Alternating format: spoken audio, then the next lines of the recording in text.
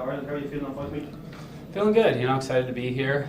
It's a lot nicer here than back home right now, so I'm excited for the good crowd and a great fight. There's a lot of emotion this week for Yaroslav. What are you feeling ahead of the fight? I've said it before and I'll say it again, is we obviously feel for him. Us in the USA are not in that position. I don't know what he's going through, what his family's been through, but I know it's a sporting contest. I know it's between two guys. There's no bad blood. We both respect each other, and we both want to win. So when Saturday night's over, he's going to go back to his life, and I'm going to go back to mine, and I hope things are getting better over there. Do you think that with the emotions he's had, cool head, give benefit to you on Saturday night? He's a competitor. Obviously, it's tough what he's been through, but we have 25 minutes to settle that, and I think that kind of stays outside the cage. Obviously for me and for as much as it can for him. He's already got a win over you on the record. Did that play any factor on the Saturday? No, it was a close fight, a fight that I thought I did enough. Split decision, and so I have to make the small changes to get the W on Saturday. You talked about the first fight there, and obviously it was a very close fight. What do you think are the deciding factors that will be different over 5 rounds in this fight? I think that fight, if you look at it's a few small scrambles and positions where I let him get a better, get a more dominant position. I would get a dominant position, and it kind of went back and forth. And so this fight, I need to make sure that those positions are mine. And really, I think that's what it'll come down to, and the 25 minutes. There's a big difference when you walk out for round 4 and round 5 compared to just 15 minutes. So, I'm excited and I'm ready. I know I did a lot of, not majorly different, but 25 minutes is different, and I've been through 2 of those fights in the last year, and I know that my body is ready. Obviously, most fights you're relatively easily able to take your opponents down. That wasn't the case against Amosov, obviously, because he's a very good wrestler as well. Did that fight make you change your game, make you kind of rethink MMA at the top level? I think it made me grow. I had to grow. I had to mid-second. We started throwing, landed some good shots, and really had to push the pace harder than either of us have ever pushed during a fight, and I think that made me grow. And then obviously you look at the Gracie fight, that was 25 minutes of on the feet the whole time. So I think when my career is over, I'll look back at that Amosov fight and realize how much I grew during that process. With that Gracie fight, obviously you said it was all striking. It was clear the improvements in your striking and that. Some would probably say he had the advantage in the first round of the first fight anyway. Is that anything you think, because obviously he's been away in Ukraine, he hasn't been able to train and all, and you have been in the training room ever since. Is that a thing maybe this time you will have an advantage on the striking compared to last time? Obviously I've improved a lot, and so I don't know what he's been able to do. I know he was over there for a while. I know he's been, was back in Florida and training. Those are out of my control. I don't know what he's been able to do, and obviously, like we said before, the situation he was in. But I do know that I have improved dramatically since November of 2020 to now February 23, and that's what any great fighter will do, is continue to improve. You have to improve in this sport that's always evolving and always getting better. And last question for me, I know you have a few Irish guys in the gym. Did anyone, Ian Gary or any of the lads, give you advice coming over to fight in Ireland? Yeah, me and Ian spent a lot of time together and just really enjoying the crowd and, some places to see and relax over here. But, he's a great training partner, and it was good to have Ian part of it, especially with his striking skills. Thanks. With the first fight being so close, is there a temptation to redo your plan, or because it was such a fine margin, you almost neither you rather was a more conclusive first fight, so you don't have to change? So what's the difference then between the small adjustments in this fight and then making wholesale changes? I don't think you change who you are. I don't think either of us will change who we are. I just know that you have to get better, and I think I've proven that over the last few fights, and you have to put things together, not just diving in on a shot, using your hands, setting things up, and winning those scrambles and winning those small situations where you don't let him get the upper hand and score on the judge's scorecard. So I think that's really what this fight will come down to, is those small positions and who can continue to push this pace for 25 minutes, because That first fight, we were both dog tired at the end of 15, and it was a lot of wrestling.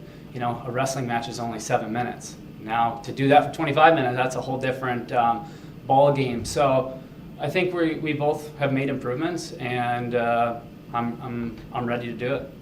The fight with MVP, Scott Coker came out afterwards and said he felt MVP won. How did that make you feel in the aftermath of that? Do you feel any additional pressure because of that going into this one? I mean, to each their own. Everyone has their own opinion. The judges thought that I won. A lot of people thought that I won. I thought that I won. And so I have a belt, and I got the W. It doesn't matter. That's over and done with in the past. Just like that first Amosov fight. It's in the past. You know, we can't change it. So, but besides that, I think I want to go out there and put on a dominant performance. I want to show everyone how great I am, and that's what my plan is. And finally, a friend of yours, Michael Chandler, is going into tough now. Is there a rumor you might be joining him on his coaching staff? Is there any truth to that? You know, me and him talked. Obviously, I have to take care of Saturday night first. I think it would be a great opportunity to go over there. Bader's there now, and you know, teammates from my gym, and so I'd love to go do it. I don't know what the time schedule looks like. It's kind of in the back of my head until after Saturday night. Appreciate it. Thank you. Thanks. Obviously, Amosov doesn't have any losses on his record yet. You've only got one. How do you go into a fight with a guy like that who doesn't have any losses on his record? How do you prepare for that? You know, I fought him before, and at the end of the day, everyone's human. You know, everyone can be beat. We've seen it from Anderson Silva to Fedor to all these guys that, you know, the world thought they couldn't be touched. And, you know, if you put a shot in the right place, it doesn't matter who you are, you can go down. And so I know it's going to be a close fight. I know that. And it's two highly skilled guys, but I've made the changes, and I've spent my time in the gym and went out there and fought the best of the best. You know, and I've done that in the past 2 years since then. And so I'm very confident in my skills. Fighting out of Stanford, there's a lot of talent in your gym. How have they affected your career? How have they affected your training camp with the growth that you've had to have? Yeah, so now we're Killcliff FC now, and if you look at my teammates with Gilbert Burns, Shavkov, you know, Kamaru was there before, Vicente, Bilal's been in before. That's, 5 of the top 10 guys right there. And then middleweight, you know, we have all these guys coming in. I think it does something for you to go and watch your teammates perform at the highest level in different organizations and be dominant. And that gives us confidence going into our fight. You know, we've trained with that guys, you know, done a lot of the same things. And so for us, I think we just keep building off each other. Just like any good wrestling team, good football team, you know, you build off of each other, and those wins keep stacking up. You mentioned all the elite welterweights that you're training with there.